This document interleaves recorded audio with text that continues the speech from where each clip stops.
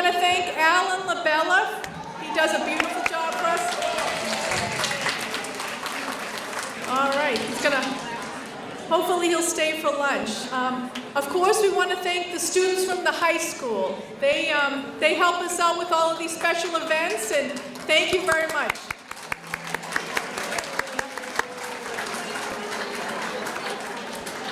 And you have quite a treat today. The kitchen's been working very hard on the meal. Okay, in a few minutes, we're going to do things a little differently today, okay? So if we could have everybody's attention just for a few minutes, okay? Now, if I said we were going to do the raffle, I think everyone would be quiet right away, right? Okay. Actually, the raffle is going to take place in just a couple of minutes, but we have some exciting news today. Exciting news for Peabody, exciting news for the center, and I want to ask Chris Ryder to come out right now and talk about what's been happening in Peabody. We've been working very hard towards an initiative, but I really think the work began over 40 years ago when we had a vision for this center, vision for what's good for people in Peabody, especially for the seniors. So I'd like to ask Chris to come up right now. Chris?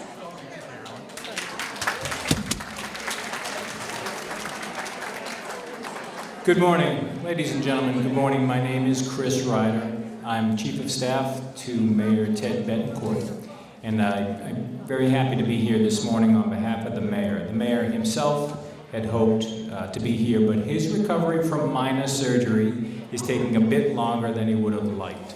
So he asked me to stand in for him and tell you that he is here in spirit today, and he wanted to wish you a very happy spring. On behalf of the mayor, let me thank AARP Massachusetts State Director Mike Festa for joining us today for what is a very special ceremony.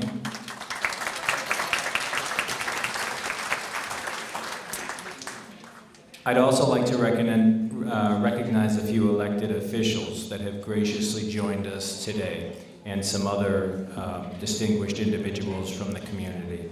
I want to start with the Peabody Council on Aging Board of Directors. Some members are here today, including Natalie Maga, who's the chair of the board. Thank you very much for being here, Natalie.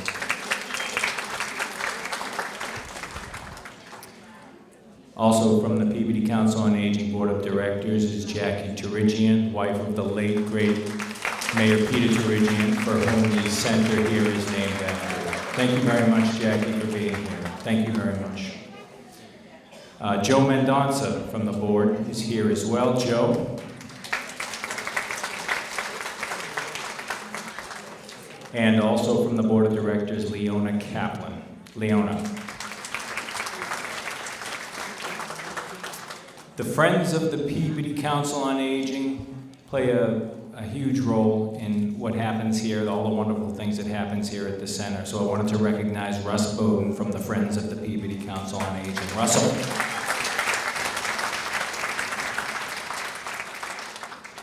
I also want to recognize from the City Council, Ed Charist, John Turco, and Dave Gravel from the Peabody City Council. Thank you all for being here. From the school committee, Beverly Ann Griffin Dunn. From the Peabody Municipal Light Plant is Tom Paris, Commissioner Tom Paris. And this being an election year, I wanted to recognize one of the candidates who will be on the ballot this fall, Ryan Melville, who's running candidate for councilor at large. When Mayor Betancourt first learned about the AARP network of age-friendly communities, he knew right away that Peabody, the city of Peabody, should be a part of it. After all, Peabody has long supported its senior citizens. This magnificent Peter A. Turigian Senior Center remains the envy of the entire region, and the city offers a multitude of senior services from transportation and meals to social services and adult day health. We also hold special events geared towards seniors, like the Summer Concert Series and Senior Day at Brooksby Farm, among many others. It seems only fitting that a city that so values its seniors be a member of the global network of age-friendly communities. In joining the network, Peabody makes a commitment to continue to create environments that promote healthy aging and active aging and a good quality of life for our older residents. Over the next 5 years, the city will work with partners to assess its age friendliness and create and implement a 3-year action plan. The mayor, his department heads and staff, Carolyn Wynn and her staff are committed to this initiative and hope to have plenty of input from all of you going forward. So without further ado, I'd like to introduce the State Director of AARP Massachusetts, Mike Festa. Oh yeah, I can see you guys are having fun. And you know, I have been to this Terigian Center a number of times, and I have to tell you, Chris understates the reputation of this particular building, and more importantly, what happens in this building. I have been a North Shore guy for my whole life. In fact, I live in Melrose and have since I was born, but I've known this area in particular. I've known the senior center in my previous life when I was the Secretary of Elder Affairs in particular. And what strikes me, and this really is a segue into why I'm here for ARP, is that a center is a building, to be sure, it has to be of a quality and accessibility that we're proud of. But much more than that center's physical building is, and must be, the people, the ones who run it. This woman here, I have to tell you, have you ever seen her without a smile on her face? I don't think so. And that infectious enthusiasm reflects in the programming. And more important than even that, it reflects in the respect that the city has for its seniors, because the quality of the programs really are extraordinary. And you are, as a community, a real inspiration to many, many folks around the entire state. So that's my sort of introduction to the subject of why I'm standing here. I want to tell you that Mayor Betancourt's, I feel bad that he's not here today. I've gotten to know him over the years. He's a class act and a good person. When AARP started the age-friendly movement, we essentially reached out to the World Health Organization, which I'm sure you all recognize is an extraordinary organization in its own right, leading a number of areas of focus for public policy around the world. And AARP decided that when it comes to the question of how do we age with dignity, how do we do it purposefully in terms of our planning and our policies, we really need to coordinate our efforts with an organization like World Health Organization. So for the last 4 years or so, AARP has been working with the World Health Organization to promote age-friendly initiatives around the world, but in particular in the United States. Now, I'm about to present to Chris and to the city of Peabody a certificate acknowledging that you are now in a process, a very serious process as a city, to embrace what it means to be age-friendly. And I want to just spend a minute or two to talk about what that means. In a way, age-friendly is a misnomer. This is really about livability for all ages. When you think about the question of what do those good city officials, what are the mayors, what are the department heads doing each and every day? Well, they're taking taxpayer monies, they're taking resources, and they're applying it to ensure that the community is run well and it is a welcoming community. But the truth of the matter is that historically, many communities have not done that planning with the lens of being friendly to accommodate people as they age. And it wasn't that long ago that when you built a park, you didn't build enough benches, you didn't think enough to have a safe walking area around the playground for the grandparents to come and to be able to sit and enjoy. You didn't have curb cuts. You know, it wasn't that long ago that we were not doing those kinds of things well. What the Age-Friendly Initiative does is it says, A community needs to, in a very disciplined way, look at every aspect of what life is about. That means, how are the transportation systems in the community?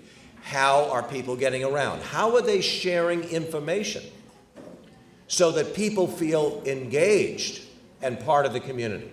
That's a very important part of what age-friendly means. How are we dealing with issues of public safety, of health, of housing?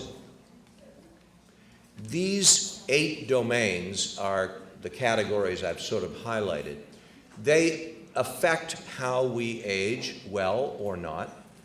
And what AARP is emphasizing in its age-friendly initiative process is that we need to look at communities with leaders who are visionary and say, let's follow this path together. We have wonderful tools, wonderful online tools. We have a lot of on-the-ground assistance that we are available to be there for you. But it starts with leadership. And I want to commend the city officials and the town folks, the departments, the various department heads. I want to commend them for taking this process very seriously. This is a 5-year process. Now, it doesn't mean that it's going to take 5 years to do a lot of the stuff that needs to be done. And this is really a continuing process, right? You start from a very strong base. But let me ask you a question. How many people in this room worry about how they get around the community in terms of a ride themselves, giving up the keys, getting somebody to help you? Is transportation a question for you? Okay. Well, in a lot of communities, that's a real issue. How about affordability of housing? You know, housing is becoming more and more expensive. If you think about it, even zoning laws make a big difference. You know, I was just in Newton. Newton's become an age-friendly community, and you know, they have some big Victorians, right? You have seniors who are living 2 people in a house with 5 bedrooms, and the question is, can they redesign that house, not to leave that house, but to do it in a way that allows others to live there, maybe do a rental arrangement, and frankly, laws are often impediments to keeping you in the home longer. I want to end by making this observation. The presentation of the Age-Friendly Initiative is the starting point to a process that is going to be what I'd call a 360 analysis. It is looking at each and everything that the city does through the lens of, is it an approach, is it a policy that is friendly to all? And you can be a young mother with a carriage or a senior with a walker, and you're accomplishing the same purpose if you think about how you design those structures and those paths and the other things you need to do. So it's a very exciting time. And by the way, in the entire United States, there are only about 165 age-friendly communities. So you really are in the forefront of this. And without further ado, I have one other thing to say. I've got to give a shout out to my relatives. Where's Charlie and Maria? Where are Charlie and Maria? There they are. They're in the back. Charlie, we call Charlie Tiny. He's only about 6'8". But anyway, I just want to give a shout out. They're relatives and good people, and they love coming here all the time. So the second thing, of course, is to do this. This is the certificate. Chris, why don't you come right up? Carolyn, please, you too as well. So this says it's from AARP National, the AARP Network of Age-Friendly Communities, an institutional affiliate of the World Health Organization, Global Network of Age-Friendly Cities and Communities, is certifying that the city of Peabody, Massachusetts, has committed to becoming more age-friendly under the established criteria that has been developed by AARP and the World Health Organization, and has been accepted as a member of the network of age-friendly communities throughout the United States. So I congratulate you, congratulate the city. I want to have it.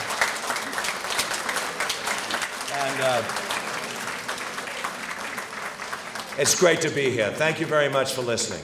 Keep it up.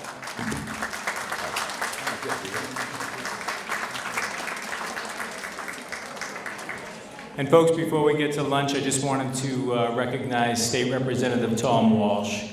Thank you for being here, Representative.